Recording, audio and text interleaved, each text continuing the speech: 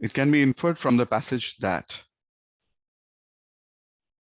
option A says, Picasso and Gauguin were the only people who had a strong interest in Negro sculpture. Now, the first thing that we should address here is in the modern context, the word Negro is a very offensive and a racist word. It has a racist connotation. So it should not be used in any kind of proper conversation, in any form of polite conversation. That said, the passage, it speaks about Negro sculpture. Negroes, again, offensive term, but it represents Africans, particularly Africans. To an extent, in the modern context, it has been extended to African Americans.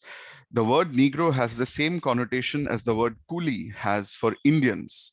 It is a word which was originally used as a derogatory term by the British Empire, people of the British Empire, to represent certain people of certain color, certain colored people, certain races, whom they considered to be inferior to them. So let us establish this one thing, that this is a word that should not be used in common speaking.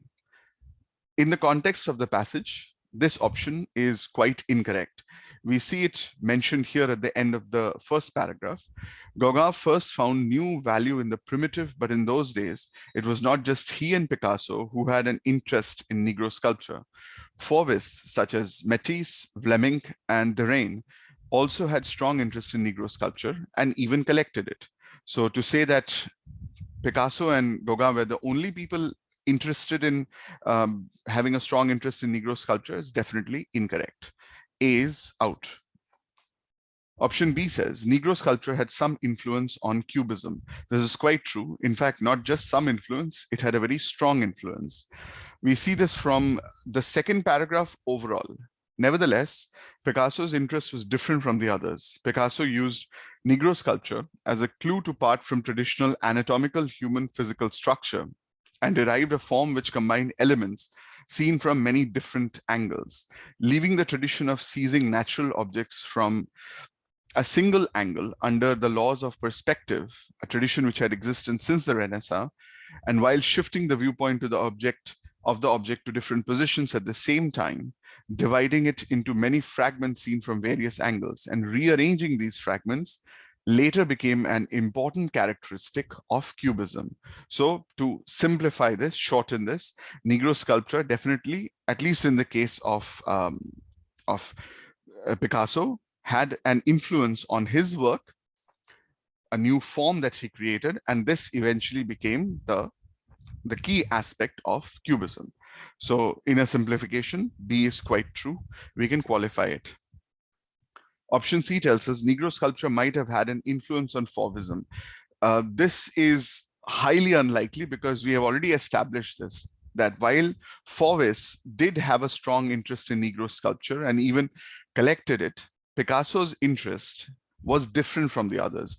When Picasso used Negro sculpture to the extent that we can say, as we have done in option B, that Negro sculpture had an influence on Cubism, the interest that Picasso had is established as different from that of the Fauvists. So we can with almost certainty say that Negro sculpture did not have an influence on Fauvism. If there is some influence, that has not been established in the passage. So C is incorrect. Option D says the method of looking at objects from a fixed perspective was prevalent among Cubists. This is incorrect. We have already checked the reference. Leaving the tradition of seizing natural objects or viewing objects from a fixed perspective, or from a single angle under the laws of perspective, it was done by Picasso. It later became an important characteristic of Cubism. And we see again and again that Cubism looks at objects from various different angles. We see one particular reference to this in the fourth paragraph. Objects which did not even have clear outlines appeared, and the objects became remarkably different from what it looked like in nature. And this we are talking about in the terms of analytical Cubism. So this is also quite incorrect. We can eliminate D. Thus, the correct answer is option B.